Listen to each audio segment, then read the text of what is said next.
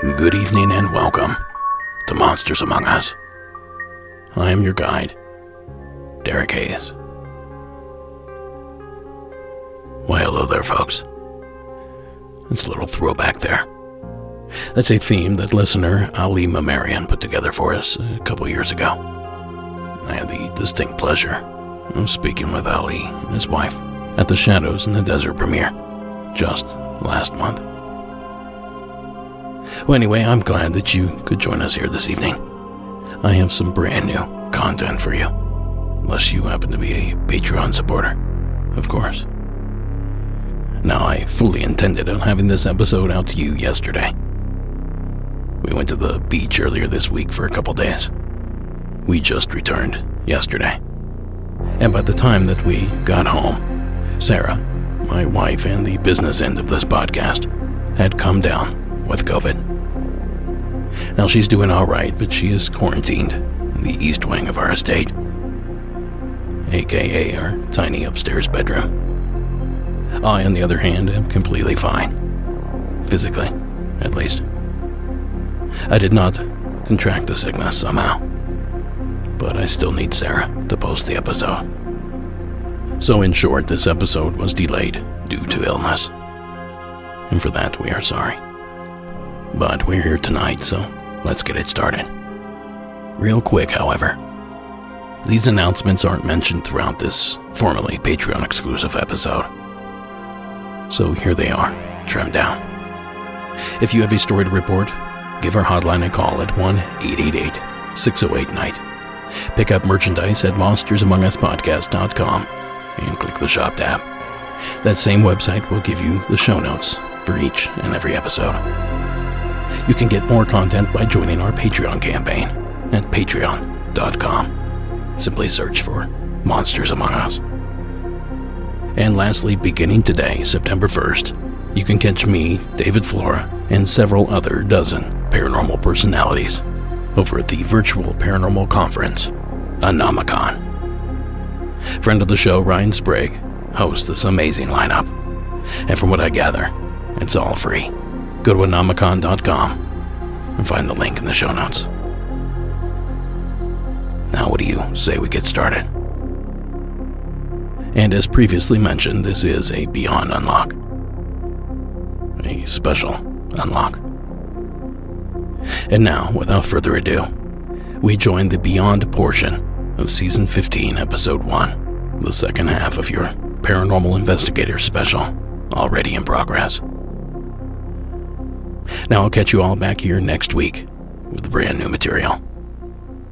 Until then, enjoy and keep it spooky. Now, to get this thing started, we're headed out to the desert, Arizona to be exact. Welcome to the Beyond, Mystery Caller. Hi, Derek. This is for your Paranormal Investigator stories. So this took place, I want to say in the mid-90s. I was around 10 years old, maybe. So you're never too young to start paranormal investigating, I think. But we lived in a trailer park. Oh, I'm sorry. This was in Phoenix, Arizona. And at the time, we lived in a small trailer park. And we had a maintenance man that had just moved out of the community. And me and my sisters had heard, I don't remember how, but we had heard that his trailer was haunted. So we got together, me, my two sisters, my best friend, and two other girls from the community. And we decided we were going to break into this empty trailer to see if it was haunted. So one of them finds an open window, gets through a window, and unlocks the door. And one of the girls that I didn't know had what was called a yak back. And anybody who grew up in the 90s might remember a yak back was just a little recording device, and you could record something and it would say it back to you. But you really could only record one thing at a time, and it would delete the last thing that you had recorded if you wanted to record again. So that was our paranormal tool for this investigation. we decided to break up into two groups, and the first group went in and they held out the yak back into the empty space. It was like the living room. So they had just walked into the door. We didn't go deep into this trailer. We decided we would just go into the front door, stand by the front door, hold the yak back out to record, and then we would come out. So the first group, which consisted of the two girls and one of my sisters, went out there, went into the house, held it out, and then they came back. And we listened, and we didn't hear anything. And so it was my group's turn. So my best friend, her name was Cassie, she was in front of me holding the yak back. And then I was behind her, and then my other sister was behind me. So we went huddled together because we were scared. And my best friend, Cassie, was holding out the yak back into the empty space. Probably in there for maybe 60 seconds, maybe more. This was a long time ago, but I remember it wasn't that long. A couple of minutes maybe. When suddenly it was just like a jolt of energy went through all of us, and we all screamed at the same time, and we ran out. And it was so weird because we were like, why did we all of a sudden get so scared? We were kind of laughing at ourselves. But we had ran out, and they were asking us, why'd you scream? Why'd you scream? And we were like, we don't know. Just laughing embarrassingly. So we start listening to the yak back, and you hear the silence for a couple of minutes or however long it was. But then you hear a man's voice go, "Get out!" And then you hear us scream. And so, of course, when we heard that, we all freaked out. We listened to it again. Obviously, unfortunately, that yak back wasn't even mine, so that recording no longer exists. But it was a pretty scary experience for some preteen girls. So I thought that would be a good story for your Paranormal Investigator special. Thanks for all that you do, Derek. Bye. Thank you, caller, for ringing in. And you're absolutely right. You're never too young to begin an interest in the paranormal. B&E, however, there probably ought to be an age limit for that. And that's breaking and entering for those that haven't seen enough cop movies. But it's riveting stuff, caller. And to be truthful, I can't help but wonder why the kids thought the trailer was haunted in the first place. Were there stories surrounding the location? Was the man acting strangely? Or perhaps it's a story all to itself. Either way, thanks again, caller, for sharing the entry. And a huge thanks to you for sticking around for this bonus content. I have a killer show set up for you. Plenty more of these paranormal investigator stories. Stories just like Jennifer's, out of the state of Washington. Hey Derek, this is Jennifer calling out of Seattle. I'm a huge fan, a recent Patreon, love the show, and I am calling to give you a story about paranormal research. So this is for your paranormal research special. So let me tell you about my story. It happened about 20 years ago. I was just getting into paranormal research, and I saw this event called Poker with a Ghost and Ghost Hunt, and I was intrigued. So I signed up for it. It was on a Saturday night. This event was at a place called the Museum of the Mysteries. It was a really cool place, and it's long since gone, but you would have loved it, Derek. Anyways, it was an underground museum, and you had to go down underground. And the reason that it was underground was it was part of an extensive hidden underground speakeasy. I don't know what you call it, tunnels? Like there were various underground speakeasies, and they were connected. And this one in particular had all kinds of Seattle luminaries, like the mayor was there. And apparently this guy named Peter Alanovich, I believe it was, frequented this particular speakeasy. And apparently Peter still is in this space. And now he's called Peter the Ghost. And the reason it was called Poker with the Ghost is because Peter enjoyed and still enjoys playing poker. So the guide, after showing us all the various exhibitions, said, okay, now it's time to play poker. So he sat us down at the table, and I thought this would be a good time, because it was going to be a little bit quiet, to pull out my digital recorder in the hopes of capturing something. So I set my EVP recorder on the table, and the guide started out dealing out cards. You could hear him. I'm going to include the recording. You can hear him dealing out 1, 1, 1, 1, the first round, 2, 2, 2, 2. And he was dealing out the cards, and he even had a little pile of cards for Peter on the table so that he could participate. And during this recording, I heard nothing at the time, but in this recording, you can hear him dealing out the cards, and we're talking about Peter because he's, just now explaining who Peter is to us. And you can hear the museum guide say, he might be standing right behind you. And at the time, I heard nothing. But later, as I was listening through my headphones in bed, you can hear very clear as a bell, hi, as soon as the guide says, he might be standing right behind you. It's so cool. We played a round of poker, had no idea that Peter was there with us. But I really enjoyed this story. It's a little bit of Seattle history. It's really sad the museum still isn't there. But I think it might have been my first or second ghost hunt. And it was just really cool to capture something like this. So I'm going to end the call. But before I do, I want to play you this EVP. I tried to clean it up best I could. Love the show. Love the chance to share my little tale here. Thank you again. And here you go. Standing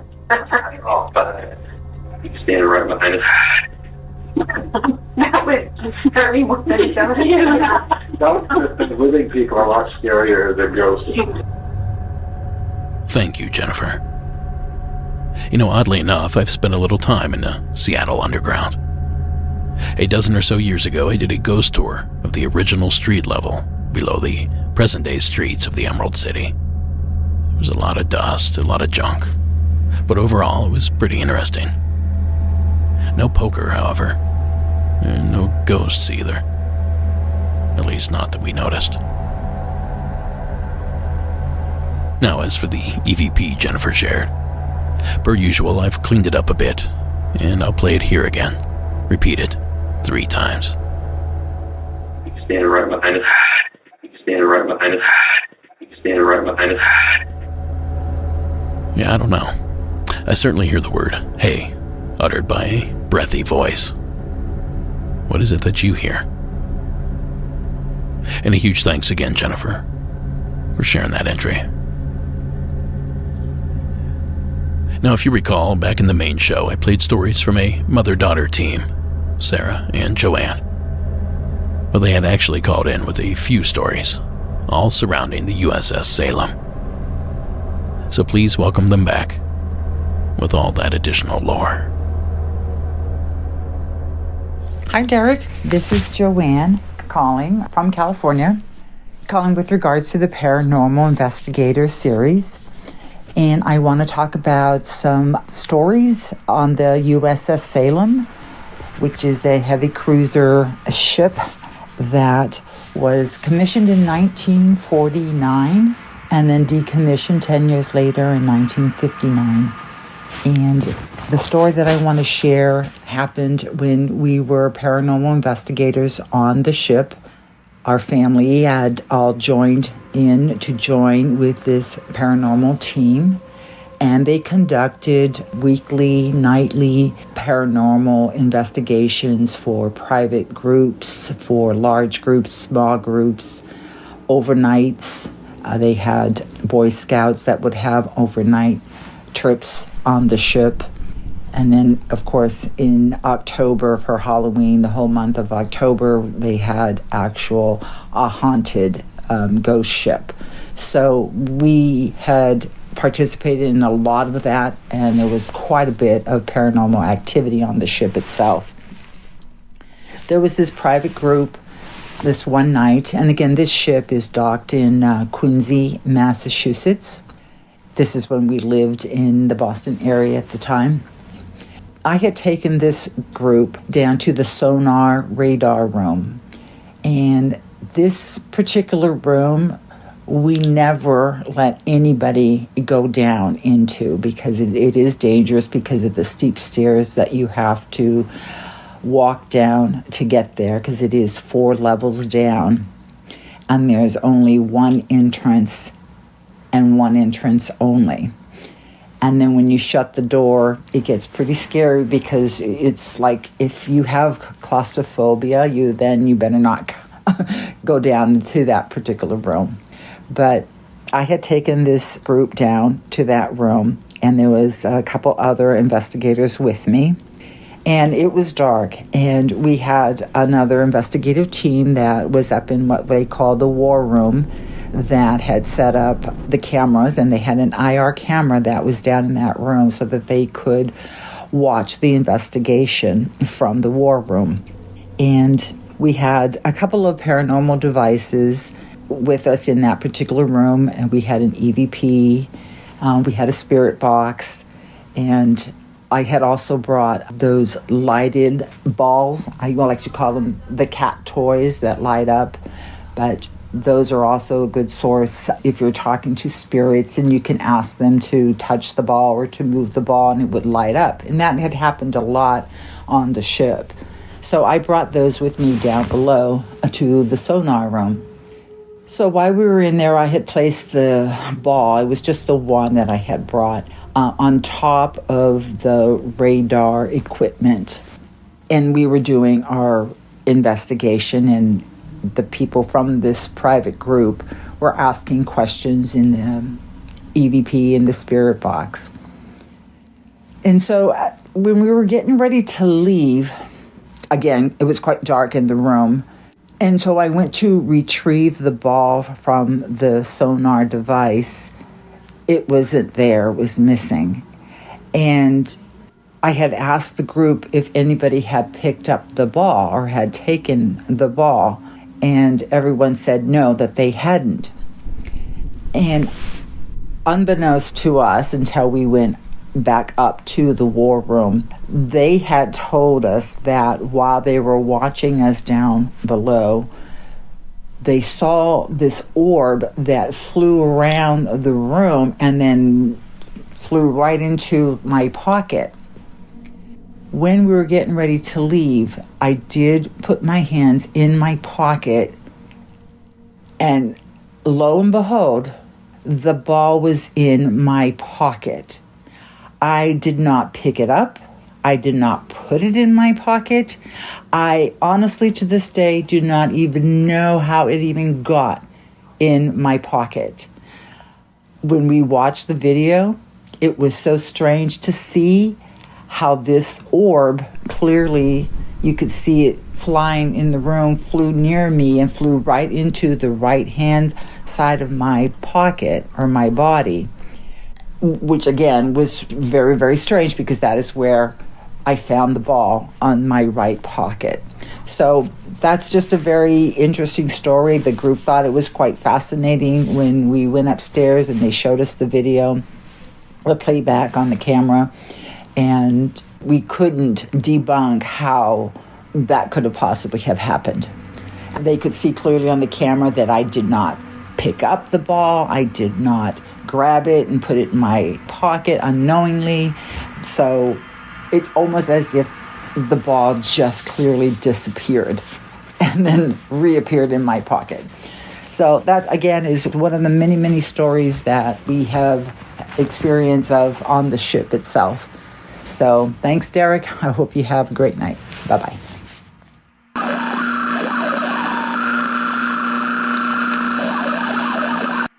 Hi, Derek.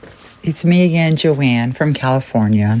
Regarding your Paranormal Investigator series, I'm calling once again with regards to stories that took place on the USS Salem. This is a story that took place in Quincy, Massachusetts, aboard the USS Salem when we were paranormal investigators at the time with this paranormal team. We were conducting a tour on the ship, and we had approached one of the rooms on the ship, which was like a hospital room. First, a little bit of history on the ship itself. It was commissioned in 1949, and 10 years later, in July 1959, it was decommissioned. But in 1953, it was deployed to the Ionian Islands off the west coast of Greece because there was a devastating earthquake that had hit the island, and it caused a lot of gas explosions, and there were many, many burn victims out of this. And so the ship itself was a hospital or an emergency vessel to care for a lot of the burn victims, a lot of the people on the island who needed a place to stay. So we were in this hospital room, and we were told that there were several births that had taken place from those victims from the island. So while we were conducting a spirit box investigation, and we thought this was quite interesting because when you were on the ship, you were below some levels, and because of the thickness, obviously, of the steel of the ship, you don't get any interference whatsoever or frequencies. So anything that was captured on the spirit box was pretty much considered legit because it was very difficult to get any sort of transmission through.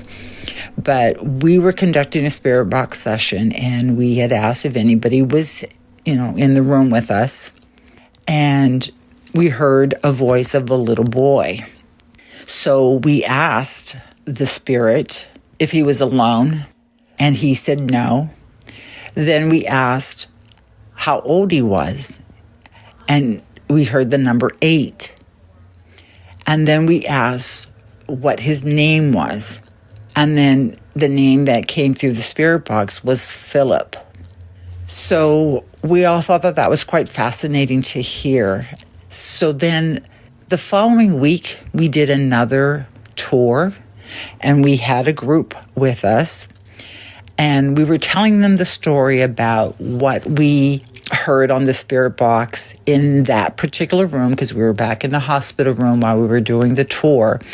And this time we asked the people to do their own investigations. That was all part of the tour itself, is you could bring your own paranormal equipment, you can ask your own questions, you could be the ones leading the tour.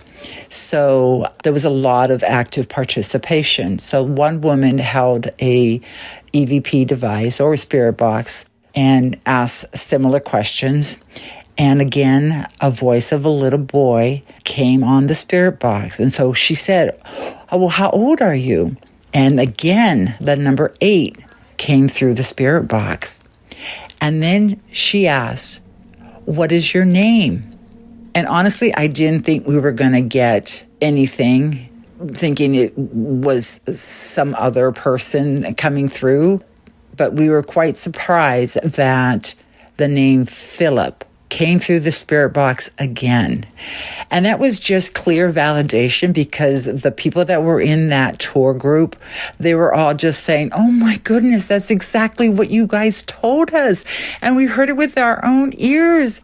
They were just quite shocked and quite surprised, pleasantly surprised. And then they asked, "Why are you here?"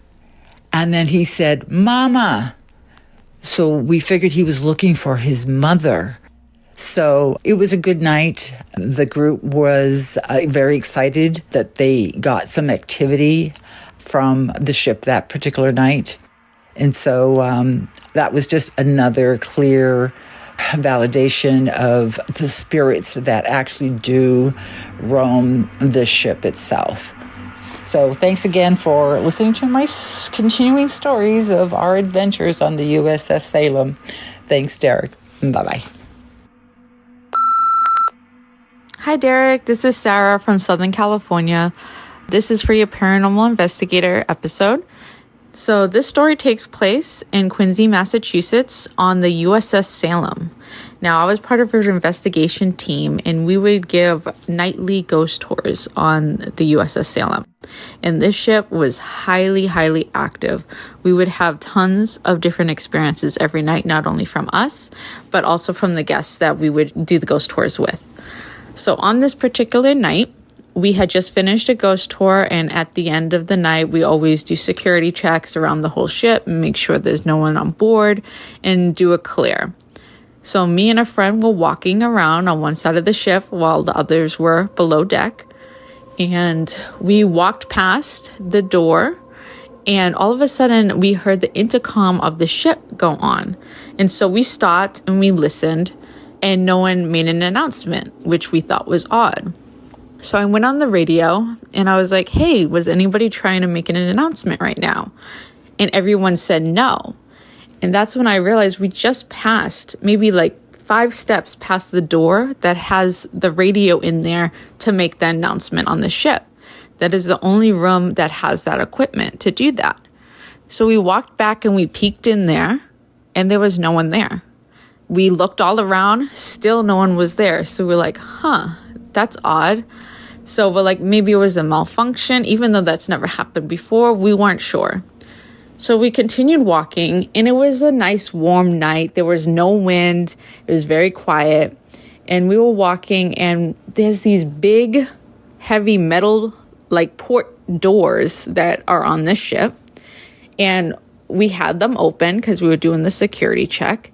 And when we walked up parallel to one, it slammed shut, opened again, and closed. And we just stared at that port door in shock because, again, there was no wind, and those doors are so heavy, like it takes force to close it. And the fact that it slammed shut and opened again and then closed again, we were in shock. And we went over there, we tried to recreate that, and we weren't able to. And even 2 of us were struggling to open it and close it.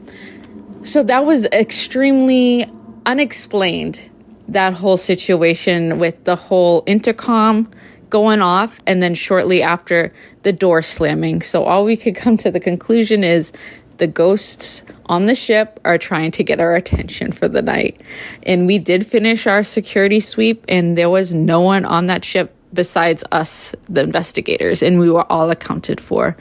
So we have no idea how that happened, but it's just one of the many, many spirit tales we have on the USS Salem. It is such an amazing ship full of history with so many amazing stories, and I will definitely call back to share more with you. I have experienced the very first time being touched by a spirit on that ship. I've seen apparitions, shadow figures, poltergeist activity, and many more unexplained things that we couldn't debunk. So I will definitely call in and share more of those stories with you. Thanks again so much, Derek, for creating a safe space for all of us to share our stories and experience with. I can't wait to see what comes next. Have a good one. Thank you both for those amazing entries. And while I'm at it, a big thanks to Sarah for all her help as a moderator over at our Facebook page. The entire team over there does an amazing job of keeping that particular boat afloat, and they make it a fun place to hang out. Now, as for the USS Salem, for a ship that didn't see any combat, it sure did see a lot of death, as Joanne alluded to. And although she detailed a few of those tragic events, believe it or not, she didn't list them all. Here's Navy vet and tour guide Dawn DiCristofaro with further info on the infamous vessel, courtesy of WCVB, ABC News 5, out of Boston.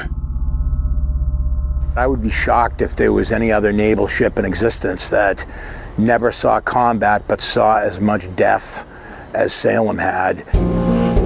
In 1953, an earthquake off the coast of Greece brought civilian casualties to the ship's hospital. That same year, while docked at the Boston Naval Shipyard, an explosion aboard a nearby aircraft carrier. Some of the guys hurt aboard the Lady were brought aboard the Salem for treatment, and a number of those guys died aboard the ship. In 1956, she was steaming with a destroyer, the John R. Pierce, and they had a gun mount explode, and a number of those guys died aboard Salem. So we think the death toll aboard the ship is somewhere in the neighborhood of 100. And we talked to all manner of them. Explain that. When you say talk to them, what's happening exactly? And we have a lot of tremendous audio that we've recorded over the years. Would you like us investigating your ship? No. I didn't say we paid attention to it, I just said that. Now, given what we just heard regarding the Titanic, any ship is a terrifying concept to me. Now fill that boat up with ghosts, and that's a whole new ballgame. Thank you again, Sarah and Joanne, for sharing those experiences.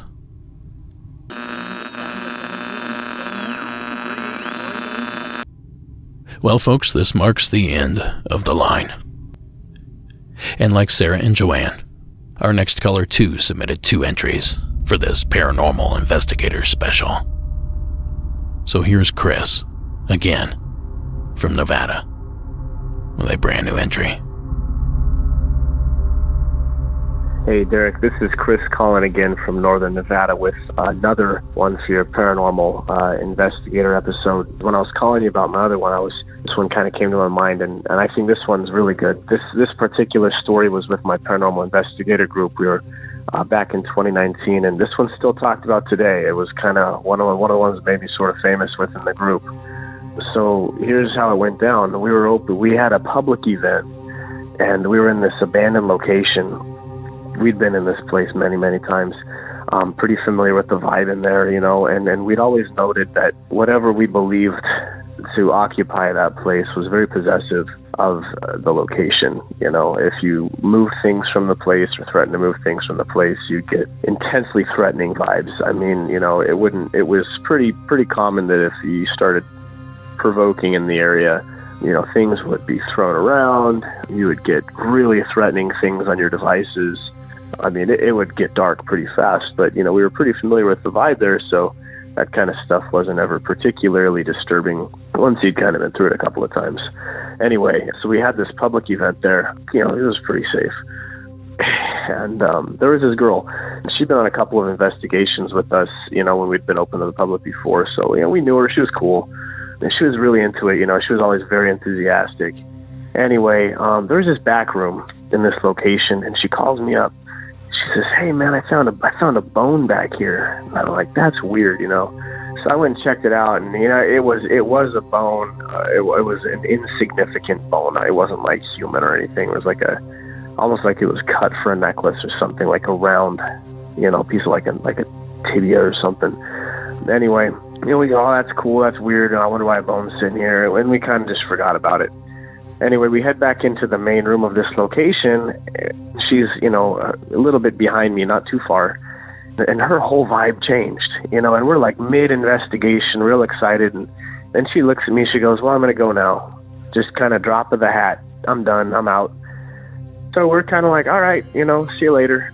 Well, the minute she leaves the threshold, all hell breaks loose. You know, from the rafters, things start flying. You know, rocks start going everywhere. I had an Ovilus machine, which, you know, those are kind of hit and miss. But again, you know, everything started flying. EMF detectors lit up, you know, full red. Our REM pods were blowing up. And the Ovilus starts spitting out words like steel, bone, leaving, you know, all these things. And it occurred to me immediately that, man, that chick she just walked out of here with that bone. So I literally ran out to catch her, and I ended up catching her in the middle of the road. And I stopped her. I said, "Hey, you know, did you take that bone?" And she looks at me with this really kind of vacant and blank look. She puts her hand into her pocket and she pulls it out and she goes, "I guess I did. I don't even remember doing that."